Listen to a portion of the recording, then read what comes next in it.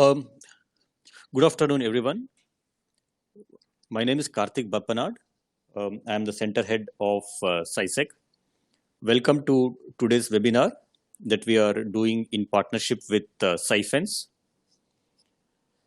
Cyfence is a startup based in California and Bengaluru, working on deep tech areas like AI, blockchain, and security. A few ground rules. All attendees to the webinar will be on mute by default. We will have a Q&A at the end of the presentation. You can type your question on the chat window and it will be responded after the completion of the presentation. We are also going to record this webinar and the recording will be uploaded on the CySecK YouTube channel. So you can always refer back to the video later if necessary.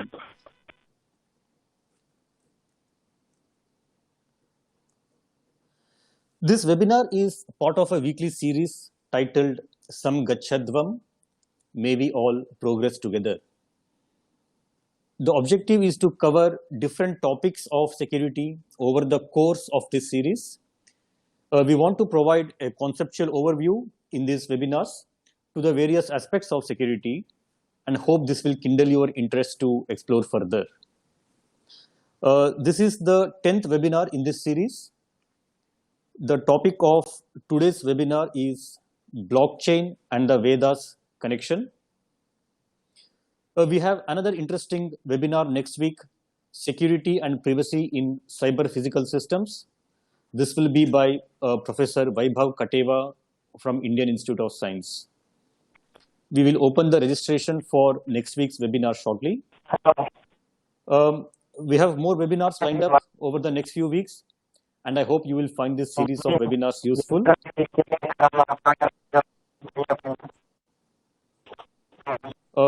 Do let us know if you have any feedback as well as any ideas to share with us.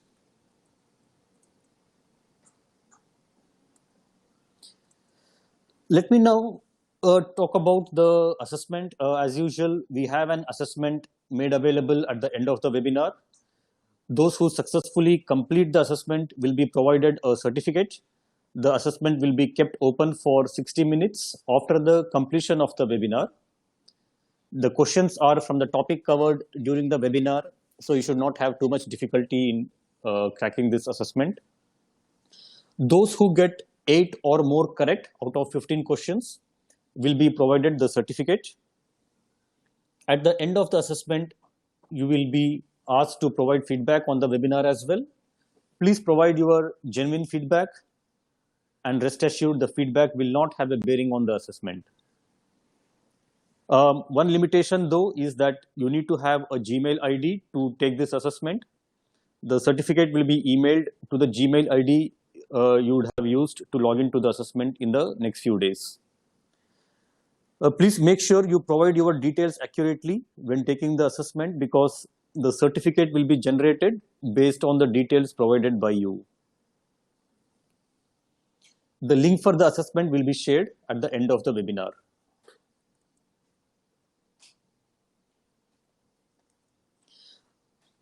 I will now introduce the speaker for today's webinar. It's great to have Dr. Ashish Kundu with us today.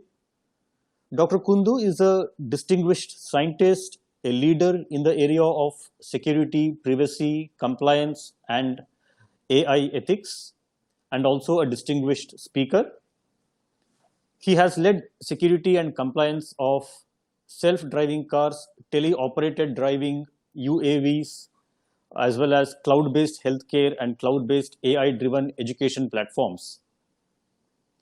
He is a co-founder of Cyfence, and prior to Cyfence, Dr. Kundu worked as a master inventor and research staff member at IBM T.J. Watson Research Center. His research has led to more than 150 patents filed, with more than 110 patents granted and more than 40 research papers. Dr. Kundu received his PhD in cybersecurity from Purdue University. His work has been recognized with several awards and honors. Dr. Kundu has been honored with the prestigious Master Inventor recognition multiple times by IBM Research, New York.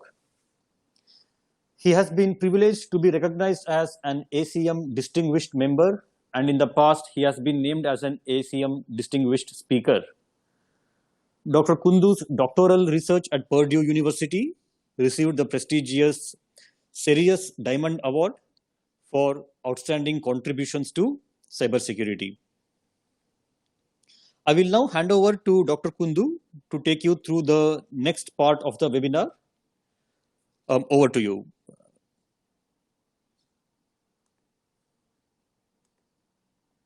Hello. Yeah, hello everyone. Thank you, Karthik, for the generous introduction. And I hope this will be a great afternoon for all of you. I hope I will not bore you guys. Okay. So, and thank you so much, CySecK, for inviting me for the webinar. It is an honor and privilege for me. Let me try sharing my screen here.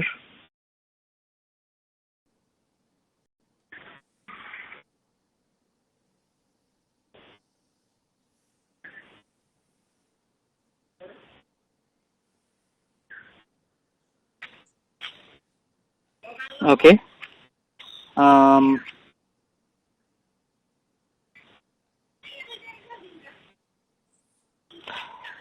right. So today's talk is going to focus on an introduction to blockchain and the Vedas Connection. This is an interesting twist that we'll discuss about. You might be thinking, what is the connection between blockchain and the Vedas? So we will come back to that towards the end of the talk. So in this talk, I'll start with discussing about trust. Okay, because at the root of blockchain, Bitcoin, cryptocurrencies, it is the concept of trust that plays an important role. Right? So, and then we'll go into the concept of decentralized computing, which is about blockchain and cryptocurrencies, and then we'll get into the Vedas connection. So, I plan to spend a good amount of time in trust and some time in decentralized computing, and next remaining 20 minutes or 25 minutes on the Vedas connection. Okay.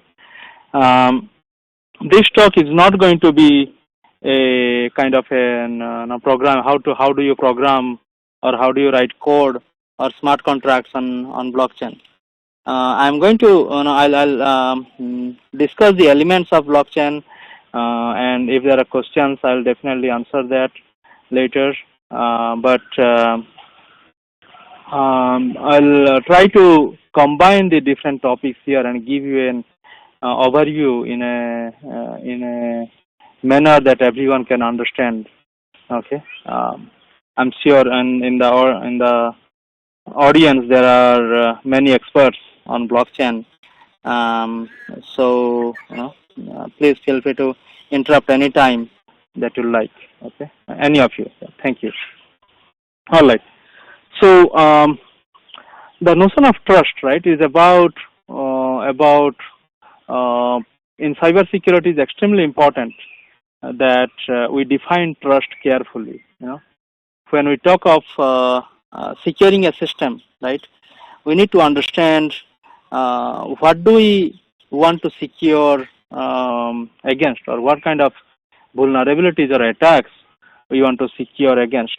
At some point, we'll also talk about when we got through that kind of discussion, right, or analysis, we'll also arrive at a point who are the potential attackers, right? So and who do we trust and who do we not trust? What is it in the system that we trust and what is in the system that we do not trust, right? So it is a root of trust that is key while defining what is a cyber secure system. Okay, if there is no assumption of trust, if there is no assumption or understanding about what is the root of trust, in a given system that we are hardening, right, we are missing the basic foundation of security. Okay, and that system's security will fall apart unless we define trust carefully there, root of trust carefully there.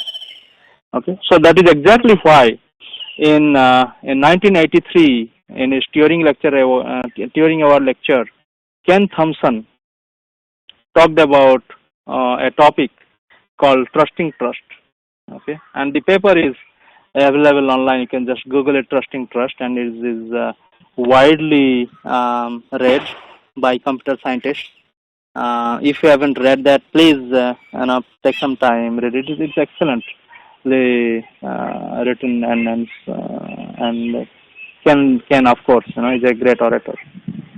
So one of the statement he made there is about to what extent should one trust a statement that a program is free of Trojan horses. Okay, let's parse that sentence a bit more. Right, that when I give you a program or a software or a code segment that is perhaps in firmware also, or perhaps the hardware ASIC implementation, right? How do we know that software is free of Trojan horses, right? And I hope everybody knows what Trojan horse means. But in the context of cybersecurity, the Trojan horse means that in the disguise of a benign program, right, there will be elements or there will be statements or code segments in that program that are malicious in nature, okay, which will attack the system that is running that disguising code, right? So, and Trojan horses are delivered in many ways. If you have done some decent level of ethical hacking or any cybersecurity course, you would understand that you can do code obfuscation and other things, right? But the question here that Ken is asking back in 1983, that is about 37 years back, okay, is that to what extent, how do you trust a given statement in the program, given statement in a program, not the entire program, is a given statement in the program is free of Trojan horses, okay? And then he makes this statement that perhaps it is more important to trust the people who wrote the software. He talks about who do you trust? Do you trust the software? Do you trust the statement? Or do you trust the people who wrote the software? It is the originator of the code that you should perhaps trust. Okay, and he uses the term perhaps because it is not sure. You have to look at the context where you are evaluating the trust of a program, right? So yeah, please feel free to interrupt me. Okay, I'm not going to. There is a whole talk that I give based on just this topic. This is such an important topic both for students, for PhD students, as well as for researchers and practitioners. So I'm not going to go into this further detail, but this is where the root of this whole talk starts. When I talk of root of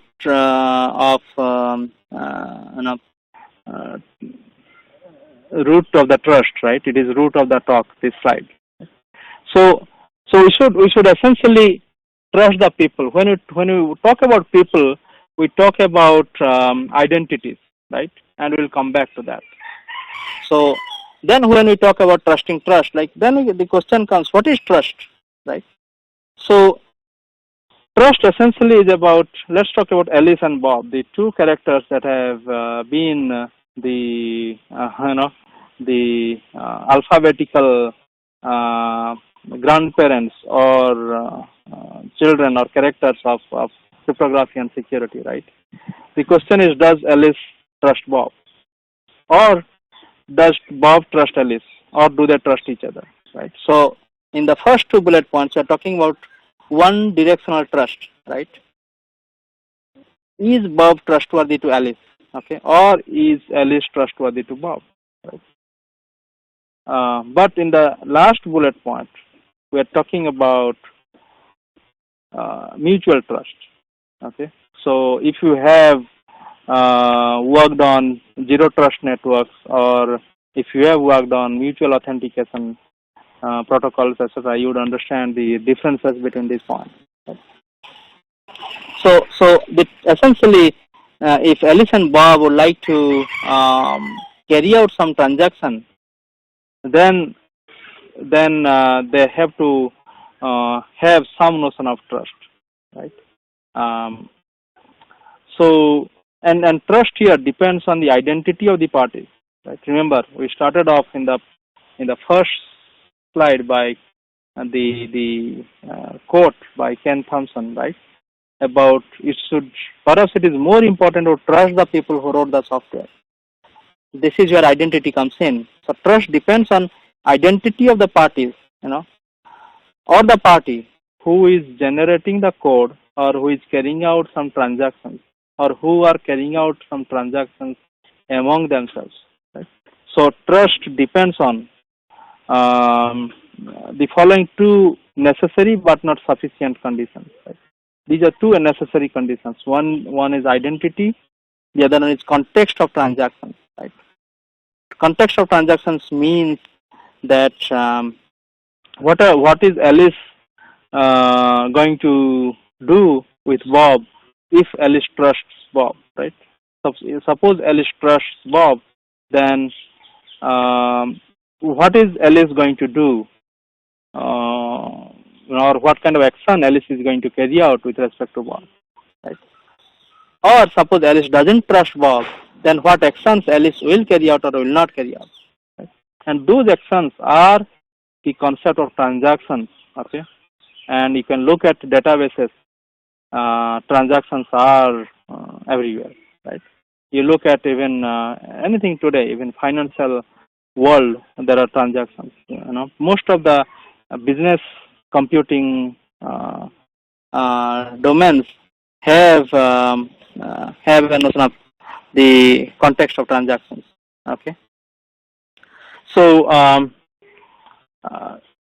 so with that, those are the elements of trust. I would say. Okay, then we're going to get into let's try to understand what is identity. Okay, many times in cybersecurity, people would immediately jump into either offensive security or into defensive security, right? They do not think about the security processes, the infrastructure behind security, the policies, the mechanisms, or essentially the notion of protective measures. Okay, so before you get into offensive or defensive security, right? Every security leader, either a CISO or anyone, right, definitely thinks about what is the protective measure that you are going to put out. What are the assumptions your network, your corporate, or your systems have, right? And those systems, those protective measures include identity management as part of that. Okay, and I guess I was told that a great part of this talk includes students. So in my recent discussions with more than 100 students in India, as part of the startup as part of CySecK, and some of the interviews, that I find that people are either going to offensive security or defensive security. They are ignoring the notion of access control, identity management, authorization, authentication, etc.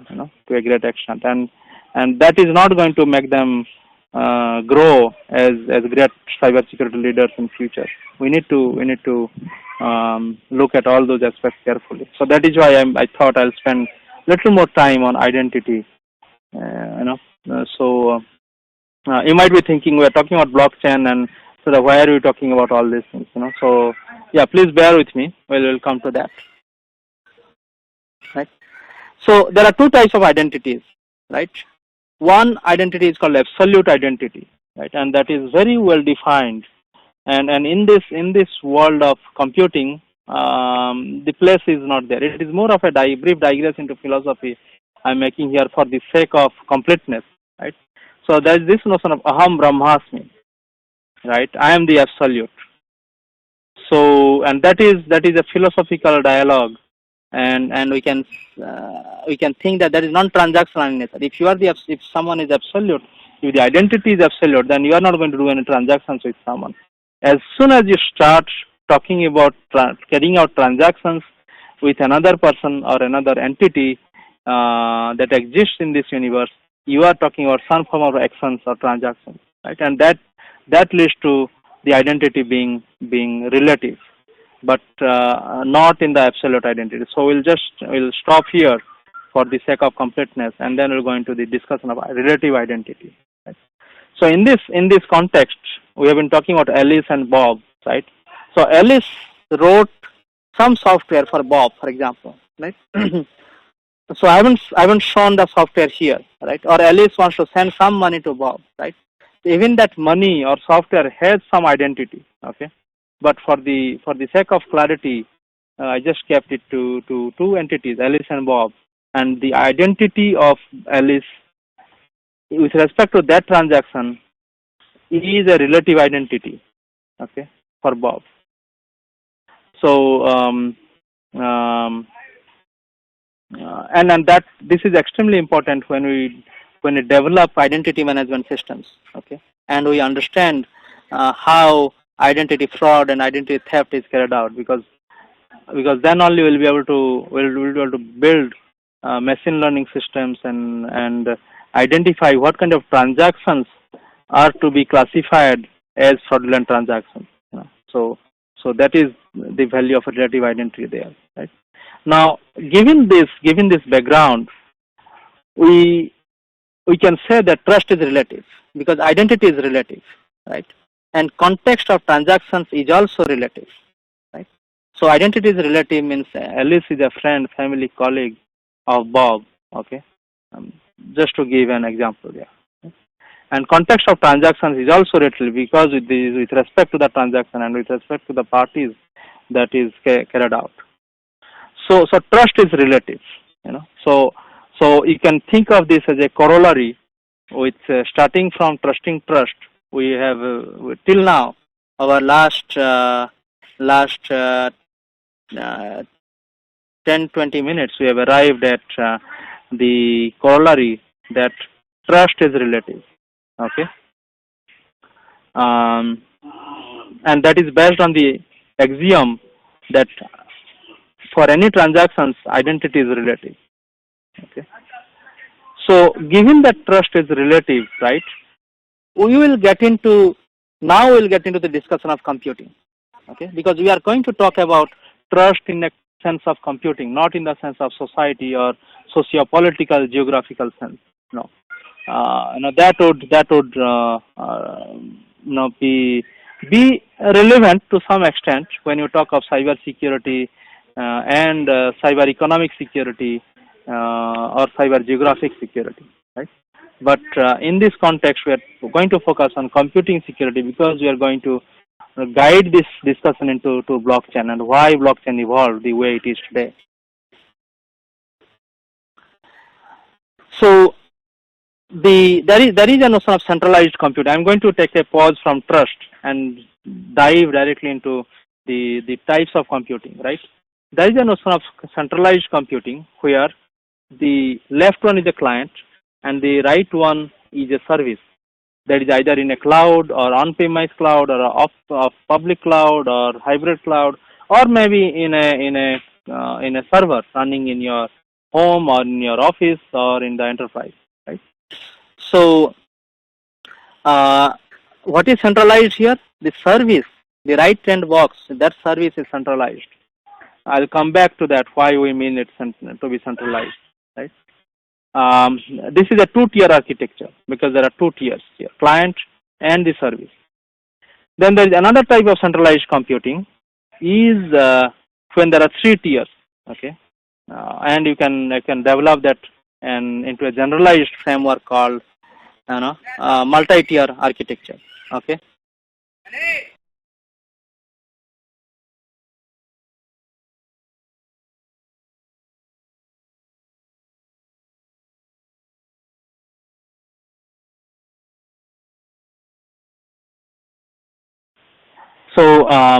So this multi-tier architecture here. Sorry for there is a background noise here. My apologies. That's okay, I'm Ashish. It's not visiting too in bad. India. Yeah. It's Thank not too you. bad, so it's okay. Thank you, Karthik. So the three-tier. If you look at this centralized computing, like let me give an example here. In a two-tier architecture, you have a client, right? You have a C++, .NET, Java client. Like, what is a Java client? Java applet. Okay. Um, there's perhaps a .NET client there, right? And or a client that is written in C++. Okay. And that is connecting to a database which is hosted over the network. It is a two-tier architecture. It could be on the same network, okay, but they are not physically deployed on the same host. Okay. They in three-tier architecture there is a client. Most of the times it is a web client like a web browser. Can you call curl a client? If you use curl, yes, curl is a client. Yeah. And three-tier architecture also has an application server and a database. The application server is for example, IBM Web Server or IIS or Nginx or any of those servers which hosts certain application logic on top of it, right? And you can now divide this application server into different other tiers, okay, and make it a multi-tier architecture, right? So in all these slides, some of the slides I might have borrowed the figures from elsewhere, so I've given the reference and credit there.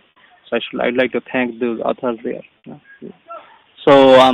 So going into a little more detail here, right? In centralized computing in three-tier architecture, you look at on the left-hand side, there are HTTP clients, right? Like for example, this one is opening up Google, right? And then it is going into a tier 1 web server, okay? Then it is going to tier 2 application server. Then it is going to tier 3 database server. Some people call it a 4-tier architecture. Some people call it a 3-tier architecture, depending on how they look at the client. Either the client is one of the tiers or not one of the tiers, right? We haven't still called why it is centralized computing, right? It is centralized computing because let's ask this question of trust. Now let's connect with trust. Can you trust the admin or privileged users or roots of the centralized systems? Now, what are the centralized systems, right? If we go back here, there are 3 tiers here, right? Here there are 2 tiers. Now, these services are hosted on a given system. Let's say web server is running on one of the server and database running on another server.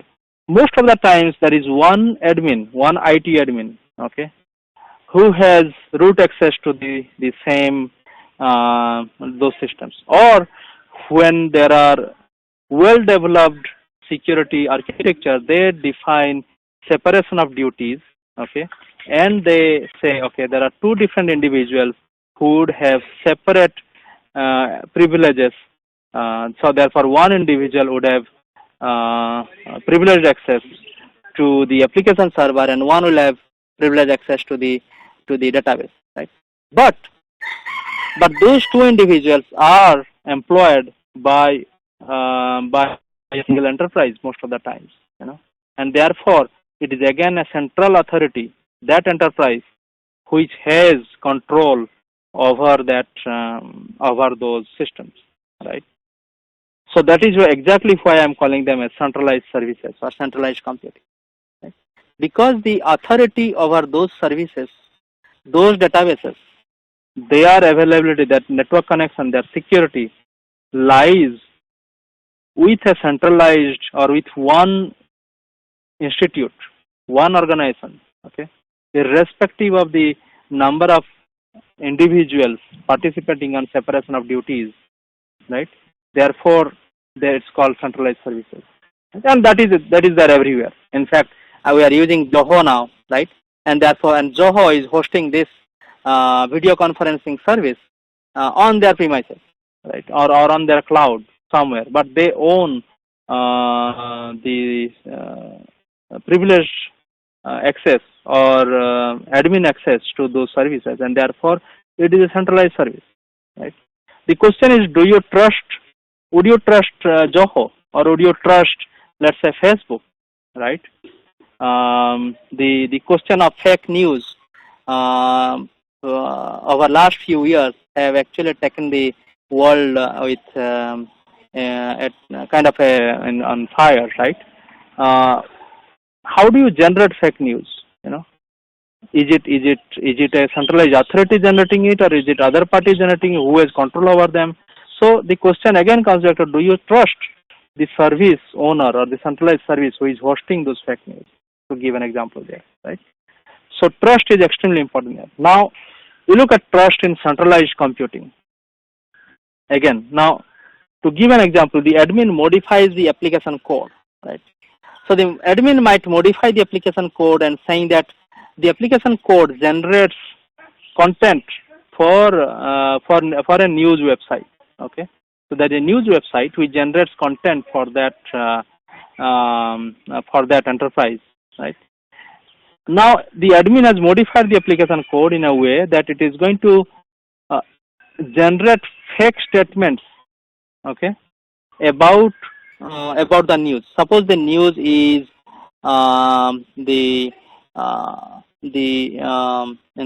travel ban is in effect till June 29, okay, 2020. But the admin modifies saying that, hey, travel ban is in place, but has been loosened in some places.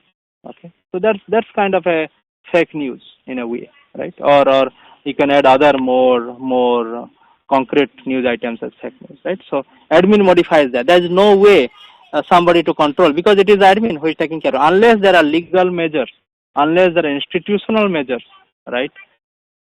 You cannot distinguish about who to trust and who not to trust, right? So that is the problem with centralized computing. If you look at the database, right, the admin modifies the database, right? So if you look at a record, right, the record actually does,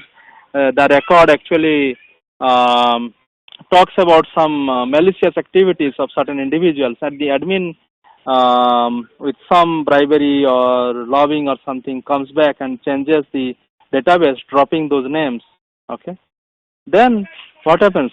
That record goes away, right? Perhaps the admin is an expert and understands there are logs, so the admin goes and modifies those logs also, okay. So it's hard to identify who changed the database, why they changed the database, right? So these are the problems with trust in centralized computing, right? Now I'll quickly talk briefly about distributed computing. Distributed computing, you can say it is not at the same place, or it is distributed geographically or across different data centers or across different networks. So therefore, there could be different admins. However, again, it could be within the same enterprise, or it could be within enterprises that have mutual understanding and trust among them, right? So therefore, they also would lie in a notion of centralized computing. Centralized trust. Okay. So going back to that same quick, can you still trust the admin or privileged users or roots of centralized systems? No, right? We cannot trust them for certain scenarios. So that is how the trust has evolved thus far, right? We started with a notion of trust. We have gone on to the notion of distributed trust with distributed systems. However, that was not enough, because in distributed trust there was a notion of federated enterprise or federated trust, right? There is an understanding between those enterprises. But in decentralized trust, the notion is about in untrusted parties or parties who are independent of each other. Now, are they absolutely independent of each other? No. In this big whole world of finance and business, right? Nobody is independent. Like Einstein says, God doesn't play dice with the universe, right? Everything is connected to some extent, right? So therefore, we cannot say that there are two enterprises which are independent of each other in an absolute sense. That is exactly why we talked about relativity of trust in the beginning. Okay. So when we talk about decentralized trust, we talk about untrusted parties, and that notion of untrusted is relative. Okay. So in this fashion, we are slowly going towards individual trust to centralized trust to distributed trust to decentralized trust is a notion of democratization of trust or democratization of computing. Okay, and that is exactly where we have reached at blockchain. Okay, let me pause here and see if there are questions. Any questions or remarks? All right, I think yeah, we have questions to be taken at the end. All right, so let me recap till now. Yes, Karthik, please. No, I was about to say that you can carry on, Ashish, and we will get to the questions at the end. Sure, thank you. Yeah. So to give an example, to give a summary here, we have talked about trusting trust. We have talked about what is trust, and we have talked about relativity of identities and absolute identity, and then relativity of trust. And then we have talked about centralized systems, distributed systems. We have not talked about decentralized systems, and that is the topic of today, right? So we are now here about evolution of trust, right? So let's go into decentralized systems that implement decentralized trust, and those systems that implement decentralized trust and decentralized computing today are called blockchain and Bitcoin. There could be other types of decentralized trust, okay, but they are different types of systems we will not cover today. So somebody can say, why didn't you write Bitcoin first and then blockchain, like Bitcoin and blockchain? I thought about that, and that is the reason why I wrote blockchain and Bitcoin, because Bitcoin uses the concept of blockchain and is developed as an application on top of it. Okay.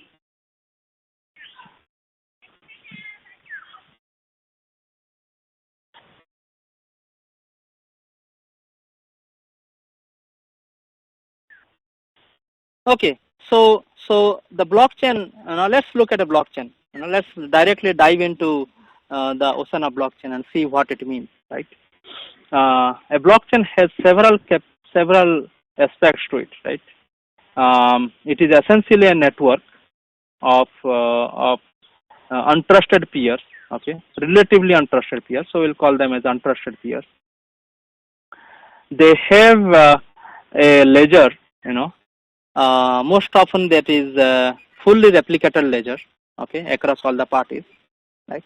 In some scenarios, it is not fully replicated. If you look at Hyperledger v1.4, it is not fully replicated. We'll come back to that, if time permits.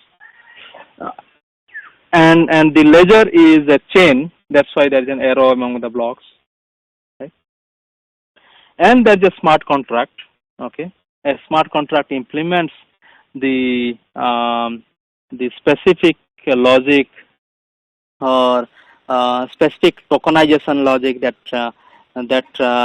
generates or validates a cryptocurrency or a token, or even or implements a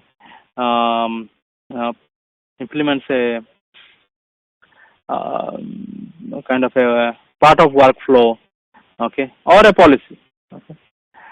And then there is a consensus management framework, okay. So these are the different elements of blockchain in a logical scenario. So these peers each of these peers are decentralized. Right? They are not trusted in a relative sense to each other. Right? What does it mean? That these peers are running on their own network within their own administrative and legal privileges. So, for example, if you look at a fintech blockchain network, fintech is financial technology blockchain network, right? Each of these peers might represent one bank. Let's say one is State Bank of India, right? The other one is HDFC. The other one is perhaps Chase Bank in the United States. The other one could be Bank of America in the United States. There could be the Swiss Bank, okay, and there could be the World Bank. Okay, so all of them are different peers in this network, right? And each of them will host a code, a piece of code running in their own network, okay, or running in a network that they trust, okay, and that is a peer that represents that specific unit of enterprise or unit of entity. Right? So each bank will have their own peer, and in the sense that nobody else can edit or modify the ledger that they have in an authorized manner, right? You know? So they can they own their ledger completely. Now the ledger is immutable, okay, in the sense that it is an append-only ledger. So if you go to a given bank, right, they will say, oh, at the entry, the security guard will ask you, hey, tell me your name and where did you come from, why did you come. It used to happen earlier, right? They essentially they append one line to the previous set of lines, saying that today and this date these many people came and etc. This person came. So they essentially is an append-only system, right? When you do an append-only system, you create a chain, right? And then how do you verify that the chain has not been modified, right? In a physical notebook, perhaps that is easy, or sometimes that is not easy. But the way it is carried out is hashing that chain, creating a hash chain, right? And that is why that is where it comes from. The name is electronic blockchain. Right? Many times they use the concept of Merkle hash technique, to hash more complex composite items that is added to the ledger as a block, right? And using Merkle hash technique, they create a root of hash, and that root is then appended to the chain here, right, to the ledger. And there are different types of implementations. I'm just talking one type of implementation, right? It is immutable ledger. Then there are notions of smart contracts, right? We talked about that a bit, which automate the whole operation, which also ensure that the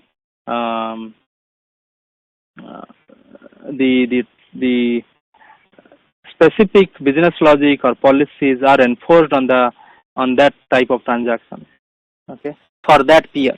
So different peers might have different types of responsibilities, especially in a workflow scenario or in a supply chain scenario, right? So then we come to consensus, right? So consensus is where all or a majority of the parties, they agree or disagree. What do they agree upon? They agree whether a given transaction is valid, or they accept the transaction, or they accept the result of the transaction. Okay. If they accept the result of the transaction, then that record or that block a block will be generated, and that block will be committed or added to the ledger. Okay.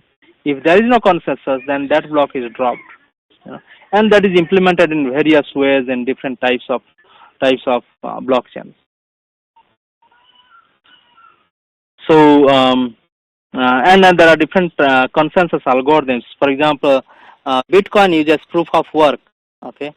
Then you have Hyperledger. It allows use of different types of pluggable consensus mechanism. One is the PBFT, and is based on the partial Byzantine fault tolerance algorithm, right? So and there are many other algorithms. There, especially distributed algorithms are the ones that people think about when they think of consensus mechanisms. But not all distributed algorithms can be used as consensus algorithms because of requirements of fault tolerance and security, integrity, and other things. Okay. So there are a lot of number of blockchain platforms. There are many actually.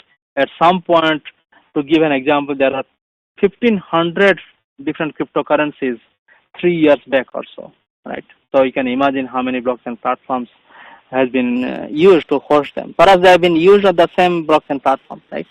As I told, Bitcoin is an application of on top of blockchain. So, or cryptocurrency is an application on top of blockchain, right?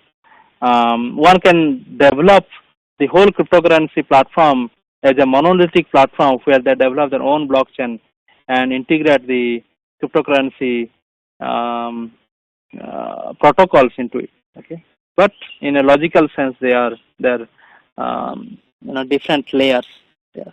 So Hyperledger Fabric is an open source product, a production ready platform, and IBM has been one of the primary contributors, and it is a great framework, to be honest. Not because I worked at IBM, but because it's the kind of capabilities it supports, and then for example private data on the ledger, right? That is where not all the data gets visible to all the peers, right? Ethereum is excellent as well, right? Hyperledger Fabric is a permission blockchain. Ethereum is a blockchain that uses Ether, that supports Ether as the token. Hydra chain is there. Ripple is primarily used for the banks, etc., like Bitcoin. R3 Coda is also has been there. So there are many of them. Okay, and we don't have much time to actually go into this here. I have hardly 10 minutes or so. Let me quickly get into. I'm going to skip the Bitcoin slide here. I'm quickly going to Bitcoin, right? So I hope everybody understands Bitcoin. But to give a primer on Bitcoin, right? A Bitcoin essentially is a coin that is earned by computers, right, or algorithms, right? Essence or computing power. So it's like when someone goes and mine or does some physical labor, right? That person might earn some money or some coin if that work is valuable for a person who would pay the money, right? Similarly, a Bitcoin is mining bits, is in a way or mining or some work carried out by the computing system that generates value. Okay, and that value is something that is non-trivial to be generated. In the case of Bitcoin, if you look at the Bitcoin paper by Satoshi Nakamoto in 2008, right, it talked about hashes because hashes are hard to are easy to compute, but one-way functions. So therefore it is not easy, or it is hard, computationally hard to find a collision or the second pre-image of what is hashed, right? So you want to find a specific type of hash. So a computer works, churns the bits to find a hash that matches some patterns or some requirements. Okay, And when that requirement is matched, then that peer goes and tells the whole Bitcoin network that, hey, I found this Bitcoin. And only when the Bitcoin network agrees with a consensus algorithm, right, that is called proof of work, it takes about 10 minutes or so to validate a given Bitcoin or invalidate it, right? Then it goes into, if it is validated, then it goes into a ledger, right? Then that person has found a Bitcoin, and perhaps the worth of Bitcoin is now what, $6,000 or maybe something of that sort. At some point, it was about $20,000, right? So we'll quickly go into the Vedas connection. Let me pause here. Okay. So summarize. We talked about trust. We talked about identity. We talked about centralized and decentralized computing. Then we went into how decentralized computing has evolved into blockchain, and how blockchain has helped develop the concept called Bitcoin and other cryptocurrencies. I don't like calling them as cryptocurrencies while the whole world calls them, because they are not essence. No, not all cryptocurrencies are cryptocurrencies. You know, because the hardness of the problem doesn't always lie with crypto, right? It is, I'll call them as virtual currencies. Okay, so this will open up a can of worm, or can of ideas, if you like to say, when you think with a coffee in your hand, right? So let's get into Vedas connection, which is the most interesting part here, right? And this is where becomes the contribution of India to the entire world, right? We know that the contribution of India has been in the sense of in the sense of astrology, or astronomy, the space science, numerology, the value of pi, invention of, or discovery of infinity, etc. Right? You look at all these aspects, we have contributed a lot, right? But when you look at blockchain, everyone say, hey, blockchain was a concept that was derived in 2008. How can you say that the Vedas have a connection with it, right? But so this was a joint work with my close friend and ex-colleague from IBM Research at IBM TJ Watson Research Center. He's an IBM executive there, Arun Ayachitula, and Nagamani Shisla. We used to, just to give a background, Karthik, is it okay if I spill over for 5 minutes into the Q&A? Yeah, Ashish, that should be fine. Yeah. Thank you. Really appreciate that. So thank you everyone for bearing with me, before your Q&A. So the story was that I've been working on blockchain till that point, and thinking about what is the next in blockchain, right? But with this friend, I was having coffee at their place, and they are very learned in computing as well as in the Vedas. So we were discussing the Vedas, and it struck me that, or struck all of us, that the Vedas use a decentralized system of trust to maintain the integrity, and that is where it all started off. Okay, and I hope, and I have given this talk several places in the United States, and people have really appreciated the connection. But I hope we'll connect, we'll do more research into it. We are actually writing a paper on it, and we'll make it available soon. So let's look at the Vedas, right? Let's not look at it in any religious sentiment here. Okay, I'm an Indian, and I, as a person of Indian origin, I am really looking at that is India's contribution to the world of technology, right? So let's look at the Vedas, right? It is there is no known origin or author, right? It is collaborative. There is no centralized authority. It is disseminated as Shruti, okay? Primarily it is as Shruti, what is heard, okay? And there are scenarios when new shlokas or padas have been added to the Vedas. The Vedas have 4 Samhitas, right? And they're called Rig Veda, Samaveda, Yajurveda, and Atharva Veda. There are about 89,000 padas, and it is perhaps the oldest ancient literature. Okay, and there are references to that. So, given this background, right, that it is collaborative, it is not, there is no centralized authority. Look at that. So that is decentralized, and it is disseminated as Shruti. What is hard? People don't write it. People from generation to generation, they disseminate the Vedas by shlokas, by reciting them. Okay, and there is a great chance that the integrity of the shlokas will be affected, right? So there could be compromise. Errors can be injected, or malicious actors can actually inject shlokas or modify the shlokas and say, hey, this is the Veda that says something that's not good. Right? It can also compromise pronunciation. It could compromise semantics, because the pronunciation of the Vedic shlokas also have semantics associated with it. Okay, we will not get into the semantics of the pronunciation there. Okay, or the semantics there, which is not preserved by blockchain. That is why it is the contribution is not just in decentralized trust, but also in furthering the notion of blockchain. Okay.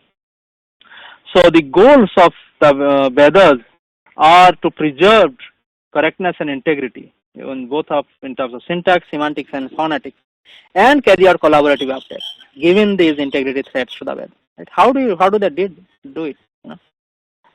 So let's look at how they did it. Right? Let's not think about blockchain right now. You know? So there are since thousands of years there is no textual corruption in the Vedas. Right? That is exciting, and so integrity is supported by patterns called as patha. Okay, and there are 8 different types of patterns in the Vedas. When do we say a pattern? Each shloka or each pada of the Vedas is represented using a given pattern. Okay, and there are 8 different representations of each shloka or pada. Those 8 different patterns are jata, mala, shikha, rekha, dhwaja.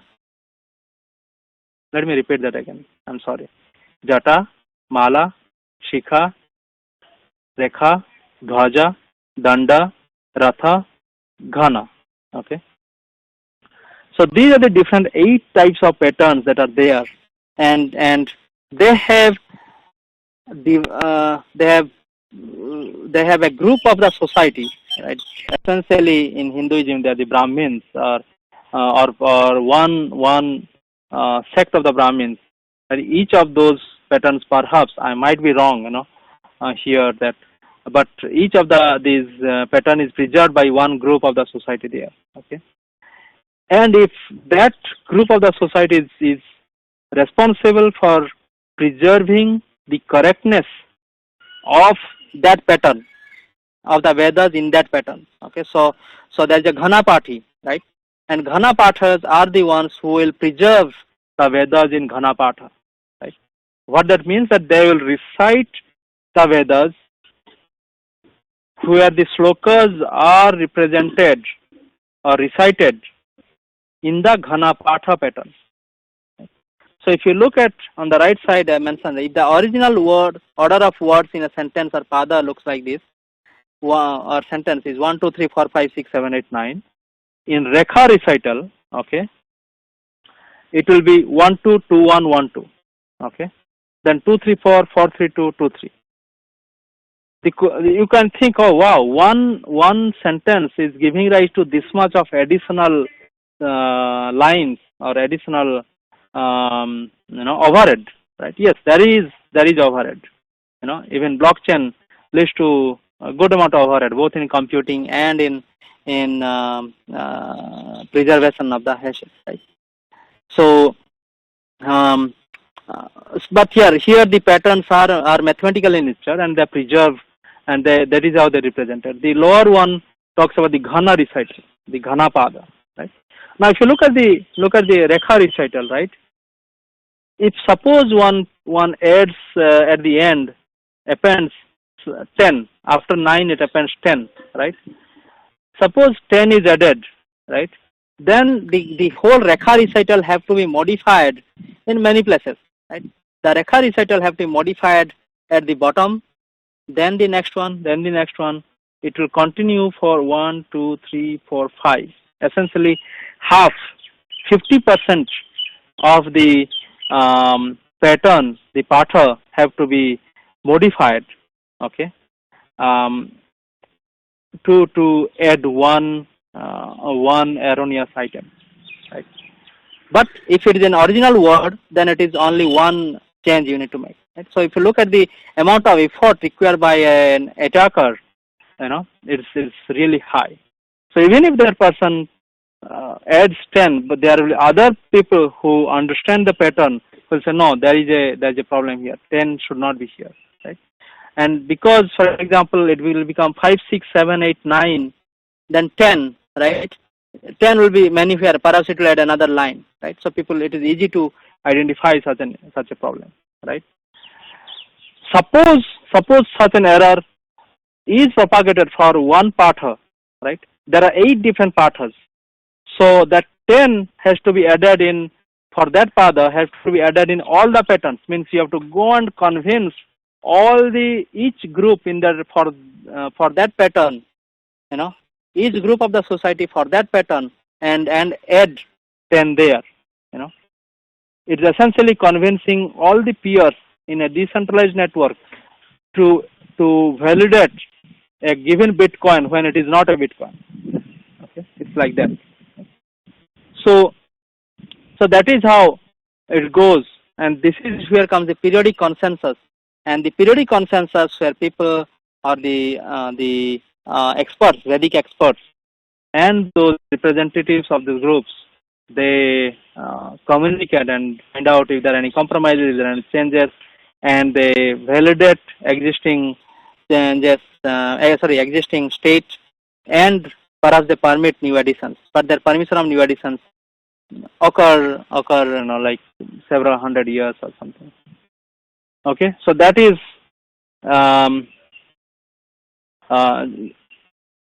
how it works. I mean, I will not go into details of the pathas anymore, but you can take a look at that, right? So if you look at how the connection, right, between the human blockchain of the Vedas and today's digital blockchain, right? Of course, I don't think that the original author Satoshi Nakamoto he would have originally thought about and coined or developed the technology. I'm sure about that. But it's great that there is such a concept that exists in a, not in a digital platform but in a human. If each of them have a one-to-one relationship, integrity is supported by patterns called as patha. That are patterns. They are similar to hashing. Of course, hashing is one way. Pathas can be bidirectional in a way. Okay. So but there is a one-to-one relationship there. Right? ECC, error correcting codes. Right? Now, 8 different types of pattern. In blockchain, we use one type of hashing scheme today, or one type of digital signature, right? But in the Vedas, they use 8 different types of patterns, which is more advanced than today's blockchain. So we are actually writing a paper on this one as well. Okay. So to essentially to get inspired from here. So then one group of society preserves one pattern, which we call as peers or minors, right? From erroneous addition or attack. So they are in today's digital blockchain are called peers or minors. And periodic consensus help identify compromises. And then they move to the next step by validating and permitting new additions. That is carried out in today's digital blockchain as consensus using lineage as provenance, immutability, and ledger. So there is a connection there, from this. Especially we found that out, and other audience and where I've given this talk found out. I hope you'll appreciate that. And with that, let me pause here. I've gone into 6 minutes into the Q&A. So thank you so much listening to it, and we hope that will we can talk further into it later. But questions, let me know. Thanks, Ashish. Thank you. That's very interesting topic. So let me take the privilege of being anchoring this session to ask a couple of questions myself. So one, Sure. so coming to the concept of preservation in Vedas, right? Is it that the very fact that Vedas are Shruti, does that by itself, make it equivalent to a blockchain? Because because it is Shruti, it is dissipated across many nodes, right? Which each individual is a node then, Yes. and hence to compromise the integrity of the data, you have to basically penetrate at that level. Is that the case? Yes, that's a great point, Karthik. Yes. So yes, it is primarily is because it is Shruti and not Smriti, right? The primary dissemination is Shruti. That is where the ease of attack comes in. The weakness is there that people can, as the disseminator, there is no written format. There used to be no written format, right? And therefore, it is easy to introduce an erroneous pada or erroneous sloka. So that is, of course, that is one way of vulnerability, right? But there are also other ways of vulnerabilities, because it may not be not any malicious attack or anything, but there could be mechanisms where people have added new slokas, and they have been validated and they have been agreed upon to contribute to the Vedas, and it's a collaborative literature. From the sense of collaborative literature, right? It is and kind of an append only, if you can say, or or you can update it in a way. That is where also that connection is there with blockchain. Right. Also, can you explain the 51% attack in blockchain? Can you explain that a bit more? Probably that will emphasize this point on yeah. Yeah. So essentially, if we look at the proof of work consensus mechanism, right, on in Bitcoin platform, or there are many other platforms who use a consensus mechanism which uses a majority algorithm, right? In distributed algorithms, a quorum represents there are quorum algorithms. Many times they use a 51% or more than 50% as that one, right? So the 51% is a scenario in which a given authority. So blockchain works, right? Let's step back. Blockchain works because this decentralized nature of trust there, right? That there are parties who don't trust each other, who are untrusted with respect to each other in a relative sense, and they are not going to control the entire consensus mechanism, right? That is where it becomes democratic. Right? When you have control over 51% of people in a given electoral college, right? Then you have, or given community, then you have majority power. Similarly, in the blockchain platform, when a given authority, it can be a given enterprise or another organization or something, when they manage to have 51% of the peers as theirs, right? They will represent them in different ways, right? They'll have their own spin-offs and etc. They'll take control in some way, or they will they will break into those systems in a cyber physical manner, perhaps, or, in some way they control the 51% of the peers, then the consensus is compromised, and that is where the 51% attack comes in, right? And they can control then what is a valid cryptocurrency or not, or what is a valid block to be added to the ledger or not. Does that answer your question, Karthik? Yes, Ashish. Thank you. There are a few more questions that's coming up. You can answer those as well. Sure. So just to add to the previous question, in an interesting note, several years back, maybe about 5 years back, I and some of my colleagues were having lunch in the IBM TJ Watson Research Center cafeteria, and there we remarked. I remarked, and we discussed further that the notion of 51% is going to be observed very quickly. In fact, the 51% attack was not public by that time, and but if you look at in a sense of conceptual attacks on how you find vulnerabilities in a system, it is easy. There will be some organization powerful enough who will be able to carry out such an attack. I want to add that anecdote there. Thank you. So yeah, let's go to the other two questions. Yeah. Okay. So oh, I'm sorry, I couldn't see that. It was echoing for some people. My apologies for that. There are some disturbance. Okay. Again, my apologies for that. Ashish, in WhatsApp group, I have posted 4 questions.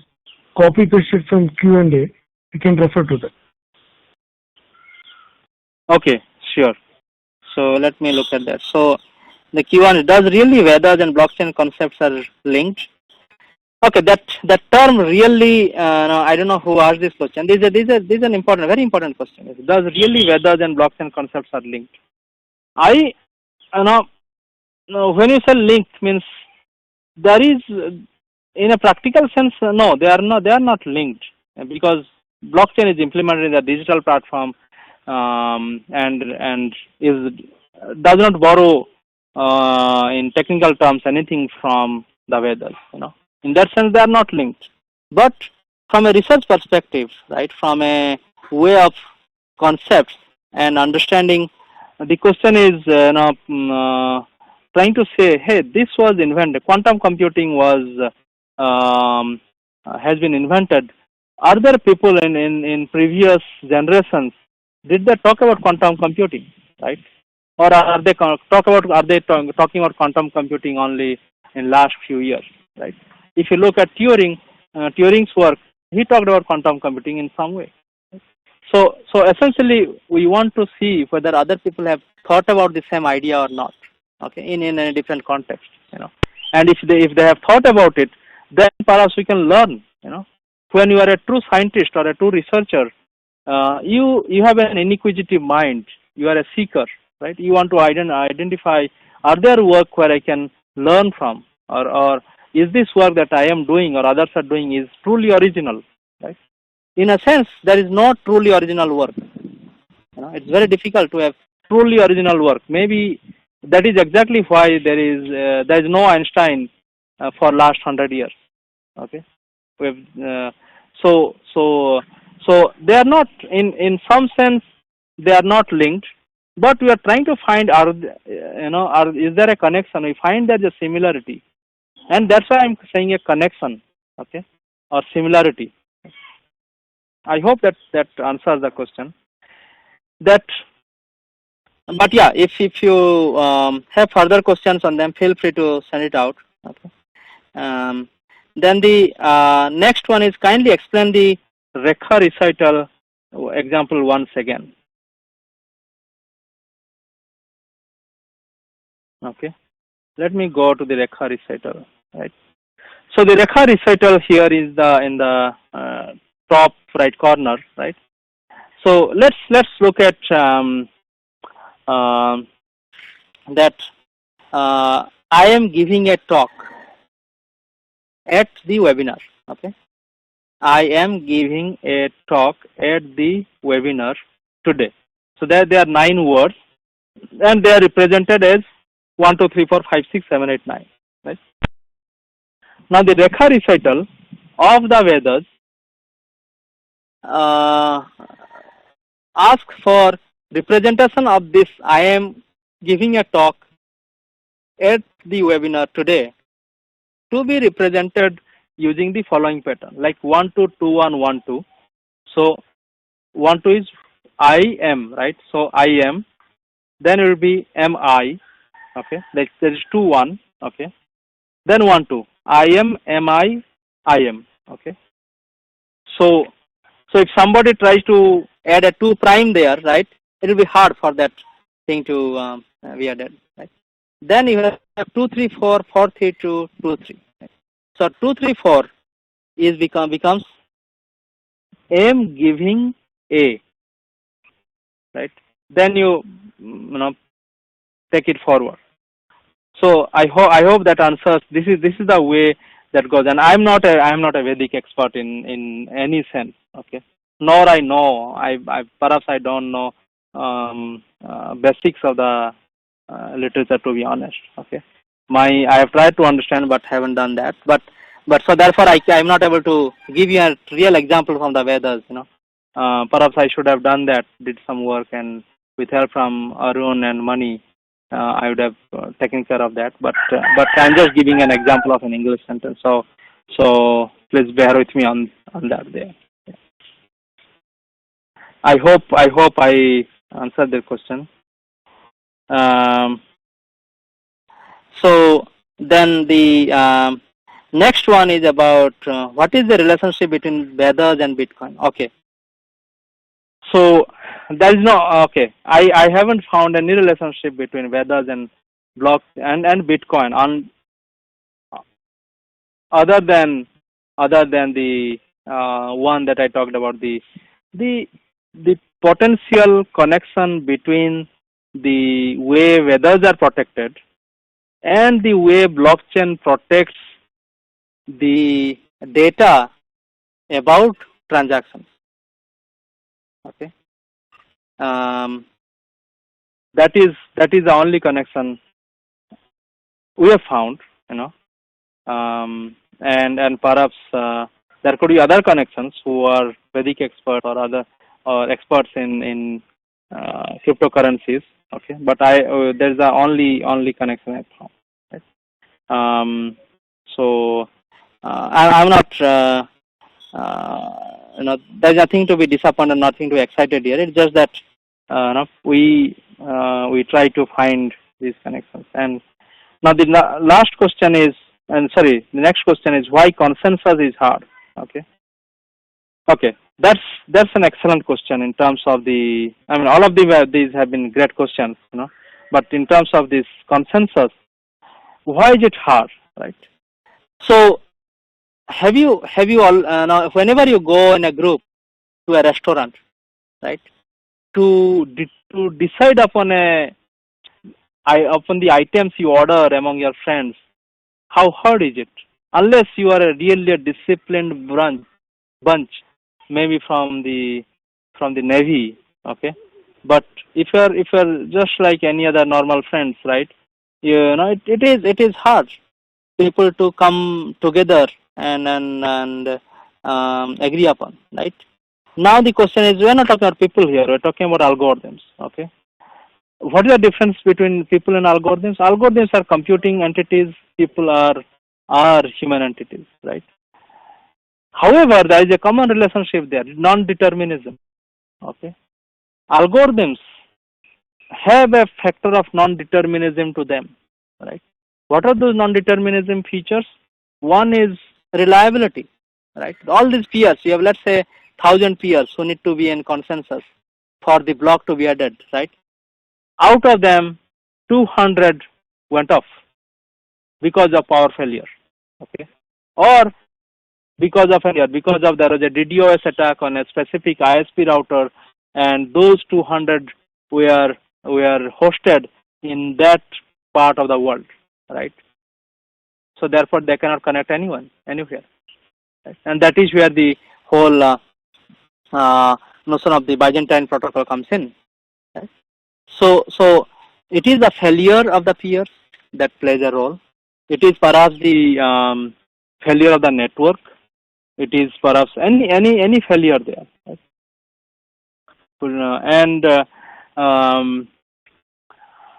If you look at another way of consensus, the consensus is implemented as a code segment, right? And there could be bugs, right? And those bugs can manifest at different peers in different ways, right? Because these peers are going to run on heterogeneous systems. It's not that all these peers are going to run the same kind of hardware, okay? No. Even if they run the same hardware, their boot time might differ. When their boot time differs, bugs might manifest differently. You know, if you understand bugs really well, right? There could be bugs that would affect how memory is used, the memory is freed. You know, and that is dependent on how much time you have been running since the last boot. There could be memory leakage. I'm just giving an example here. And there could be many other scenarios in which the peers might fail or peers may not be able to come to a consensus. Okay. There could be peers that could be attacked. Right. So therefore consensus is hard. Right. Now I hope I answered your question, you know, but this is a topic of several PhD topic, PhD research thesis. Okay, so going to question number 5. Really, is it related? It's from the perspective you are looking at. Great point. You know, great point. Yes, many times it is the perspective. You know, that is why I talked about relativity in the beginning. Relativity of trust. And perspective is relative from a different point of view here, from a notion of a human perspective. So that is why we work in a team. You know, we work as a community to ensure that the rational perspective is upheld. Okay. So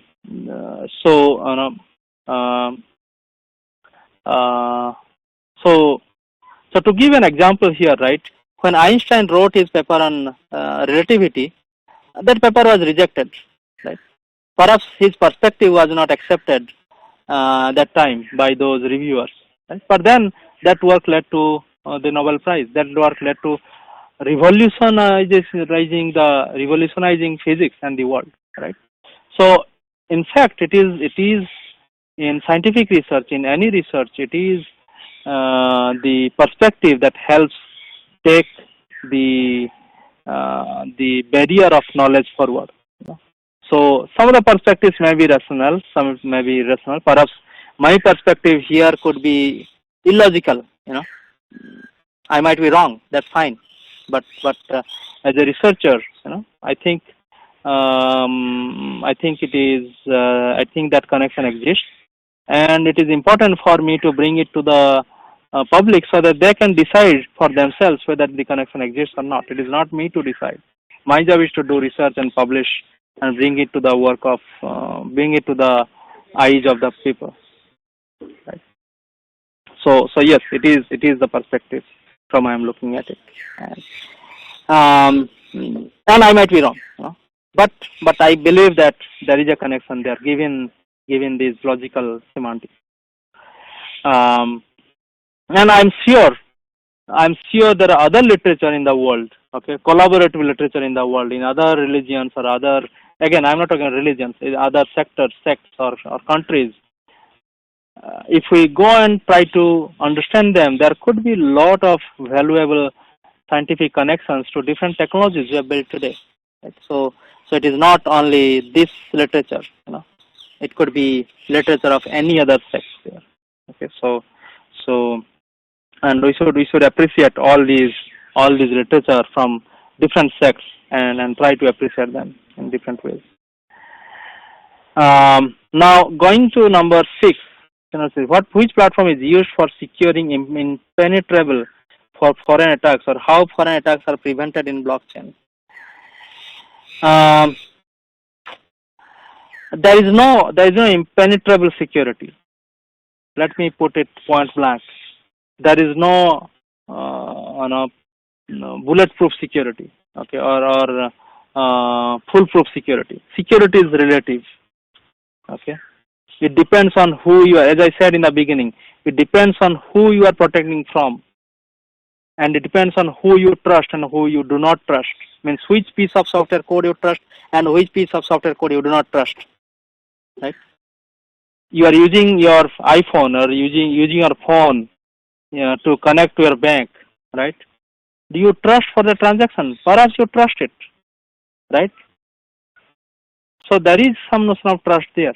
But if you don't trust it, then there is no security, Then perhaps paranoid will become paranoid, like all security researchers to some extent become paranoid, and if a security researcher he or she is not paranoid to some extent, then then perhaps he or she is lying, because you constantly think about attacks, and if you can build an impenetrable secure system, right, or platform, then perhaps you have a $1 trillion business at your hand, right, and you'll get Turing Award, and you'll become famous, and everybody will know you for the rest of the time, right? But there is no such thing. How foreign attacks are prevented in blockchain? So foreign attacks are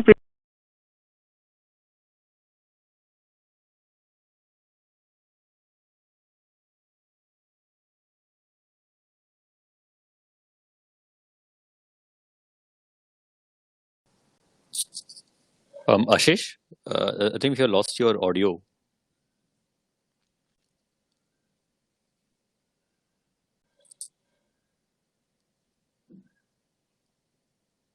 Hello.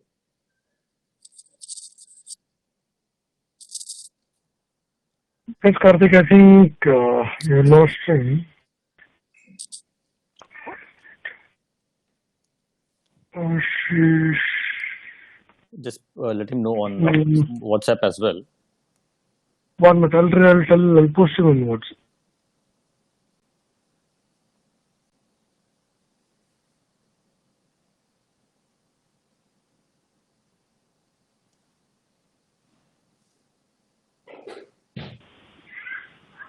Hello, sorry, my apologies. My call got disconnected. Maybe after 90 minutes, the call got disconnected. So let me answer the questions quickly. On question 6, right, the last part is about how foreign attacks are prevented in blockchain. So foreign attacks, it's a tough question. You have to dissect this question into multiple parts, right? If you want to have a blockchain in a given country, like a electronic voting system using blockchain, right? You don't want any foreign attacks on that. And in that scenario, you have to basically use network security mechanisms, and you have to also use some form of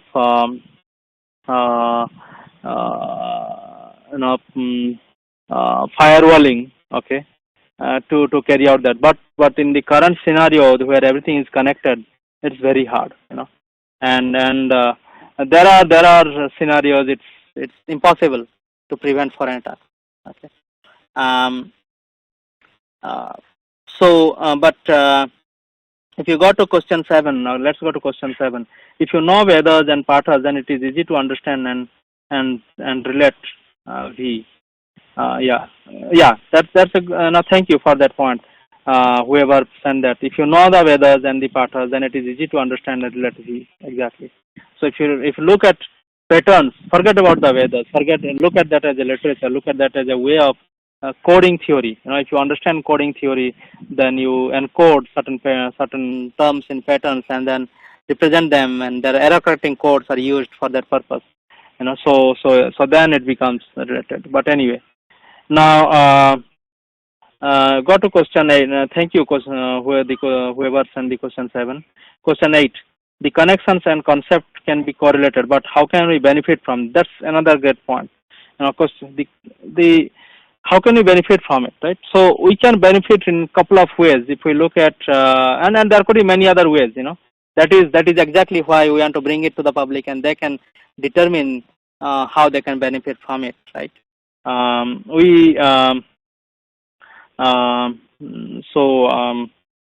If you look at the connections, right? So one work that is ongoing is now using multiple hashing schemes in one blockchain. Okay, so if one hashing scheme is broken, okay, or if there are digital signature schemes that are used also. Now, if one digital signature scheme is broken, right, then perhaps another digital signature scheme can be used, right? There could be other mechanisms of taking getting inspired from here. Perhaps the other ones would be on semantics, preserving semantics and preserving pronunciation, but that requires more work, and in what context we are talking about this, right?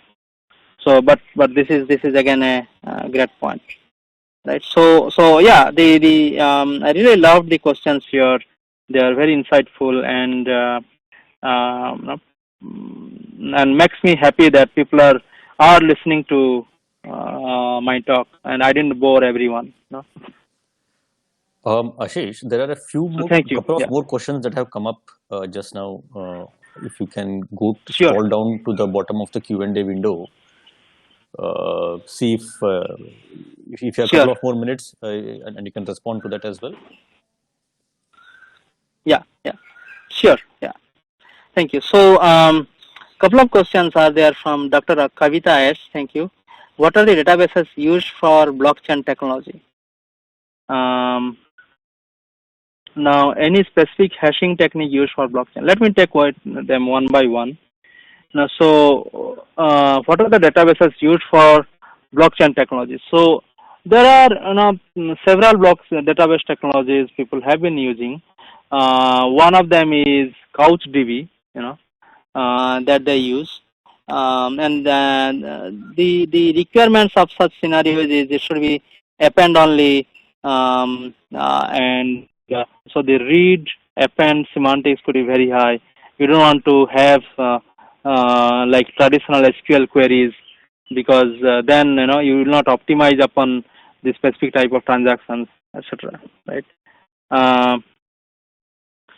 Then and if you find go and do research, you'll definitely find different other blockchain technologies. Right? But CouchDB is something that is used a lot, and I